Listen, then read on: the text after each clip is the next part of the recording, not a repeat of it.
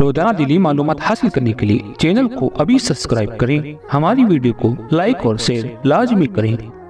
اور آج 800 سال گزر گئے، ہند الولی سلطان الاولیاء غریب نواز کی حکومت ہم سب پر قائم ہے۔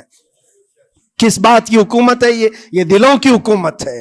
اور وہاں جو ہاتھ لگانے کی کوشش کر رہا ہے وہ اپنے ہاتھوں کو بچا لے، آگ تمہارا انتظار کر رہی ہے، آگ تمہارا انتظار کر رہی ہے۔ اس لیے کہ اللہ فرماتا ہے من عادی لی ولیا فقد آذنتہ بالحرب، جس نے میرے ولی سے دشمنی کی میں اس کو اپنے ساتھ جنگ کا اعلان کرتا ہوں۔ اور اب تعالیٰ سے جنگ کرنے کے لیے تیار ہو؟ اللہ کے ولی سے مقابلہ کرنا چاہتے ہو؟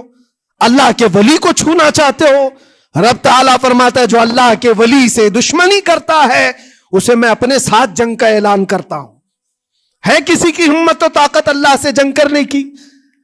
تو جو یہ چاہتے ہیں کیڑے مکڑوں کی موت مرو گے، اس سے بھی خطرناک ذلیل ہو کر مر جاؤ گے۔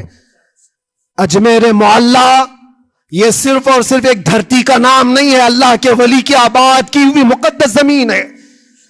اور ہم سنیوں کی آستھا ایسے ہے، امام اہل سنت فاضل بریلوی اعلیٰ حضرت فرماتے ہیں دنیا بھر میں جہاں دعائیں قبول ہوتی ہیں ان جگہوں میں سے ایک جگہ کا نام اجمیر معلیٰ ہے، جہاں اللہ تعالیٰ دعائیں قبول فرماتا ہے۔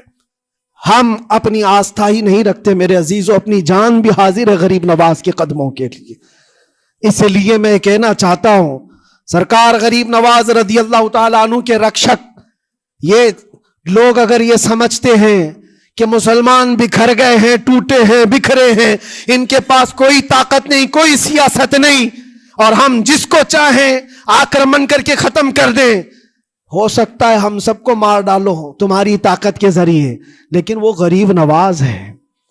اپنے باپ داداؤں کی تاریخ یاد رکھنا، پوچھنا، جو غریب نواز کو اٹھانے کی کوشش کیا اٹھ گئے ہیں، اور وہ دھرتی پہ آج بھی آباد ہے۔ انشاءاللہ قیامت تک اجمیر معلیٰ چمکتا رہے گا۔ سرکار غریب نواز رضی اللہ تعالیٰ عنہ کے آستانے سے جو فیض بٹتا ہے، اپنے اور غیر سب وہاں سے فائدہ اٹھاتے ہیں، سب لوگوں کو برابر فائدہ اٹھایا جاتا ہے۔ اسی لیے میرے عزیزوں یہ آزمائشوں کے دور میں میری صرف ایک ہی گزارش ہے، اپنا ایمان مضبوط کرو، اپنا ایمان مضبوط کرو۔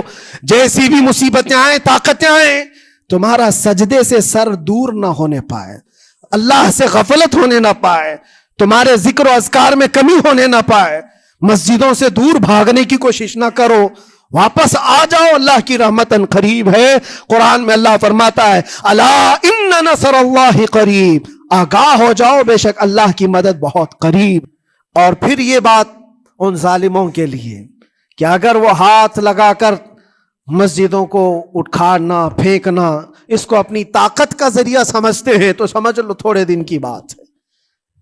اگر اسی کا نام طاقت ہے کہ عبادت گاہوں کو مسمار کر کے طاقت کے تخت کو بٹھایا جائے، تو یاد رکھنا بڑھتے بڑھتے بڑھتے تمہارا نشہ کہیں تمہیں فرعون نہ بنا دے، اور اگر فرعون بن گئے تو انتظار کرو، اللہ تعالیٰ بڑے بڑے فرعونوں کو صرف پانی سے ہلاک کرتا ہے، بہت بڑے بڑے نمرودوں کو اللہ تعالیٰ مچھر سے ہلاک کرتا ہے۔ وہ ابرہہ بھی تو آیا تھا جو کعبہ ڈھانے کے لیے آیا تھا، ہاتھیوں کا لشکر لے کر آیا تھا، جس کا ذکر قرآن پاک میں الم تر کیف فعل ربک باصحاب الفیل، اے محبوب کیا آپ نے نہیں دیکھا ہاتھی والوں کے ساتھ اللہ نے کیا معاملہ کیا؟ پورا ہاتھیوں کی فوج لے کر آیا تھا کعبے کو ڈھانے کے لیے۔ ہوا کیا؟ کعبہ کو ڈھانے کے لیے اتنی خطرناک فوج تھی اور مکہ والوں میں لڑنے کی اتنی طاقت نہیں تھی۔ اللہ کریم نے ابابیل چڑیوں کی ایک فوج کو بھیجا، ہاتھی کہاں اور چڑیا کہاں؟ کوئی مقابلہ ہوتا ہے؟ کوئی مقابلہ ہے؟ تصور میں نہیں آتا، لیکن رب تبارک و تعالیٰ کا ایک دستور ہے، بڑی بڑی طاقتوں کو چھوٹی طاقتوں سے ہلاک کرتا ہے۔ چھوٹی چھوٹی سی چڑیاں ایک ہاتھ میں تمہارے آ جائیں، ایک چونچ میں اور دو پاؤں میں کنکریاں لے کر آتی تھی، اوپر سے صرف وہ کنکریاں گراتی، ہاتھیوں کے پیٹ پھٹ جاتے اور آگ لگ جاتی تھی۔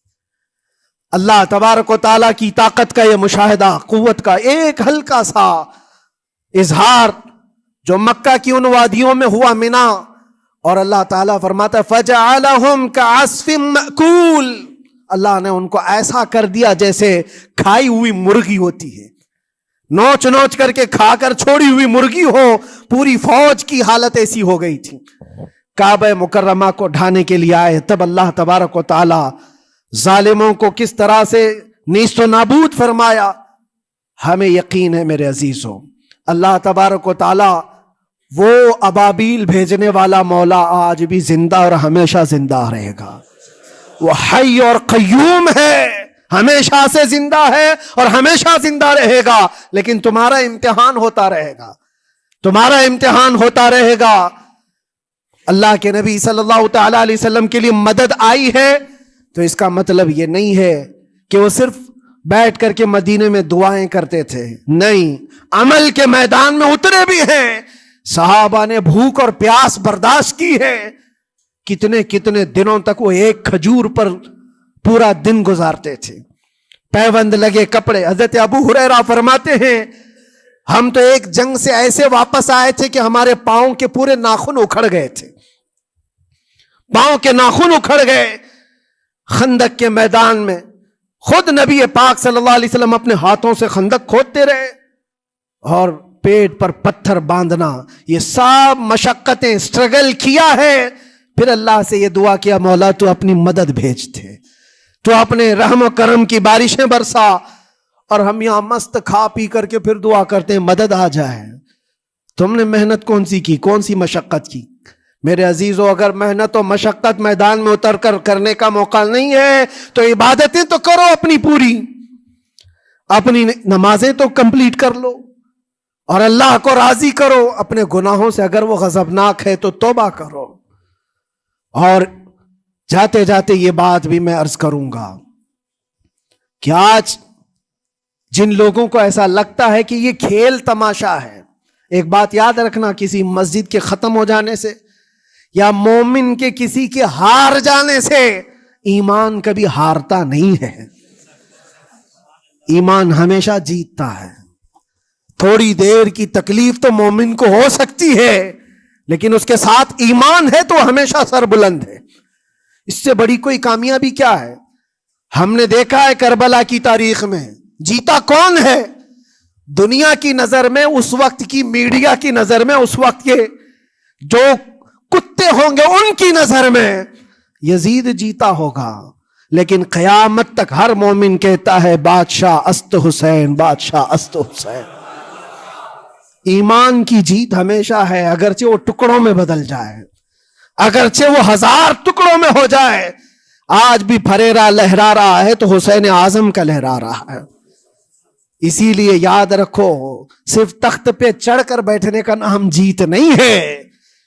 ابھی الیکشن بھی گزرا, کچھ لوگ نروس ہوں گے کہ ہم ہار گئے. اگر وہ ایمان والے ہیں, سچے ایمان والے ہیں, تو انہیں یاد رکھنا چاہیے جیت اور ہار صرف تخت حاصل کرنے کا نام نہیں ہے, دلوں پر حکومت کرنے کا نام جیت ہے.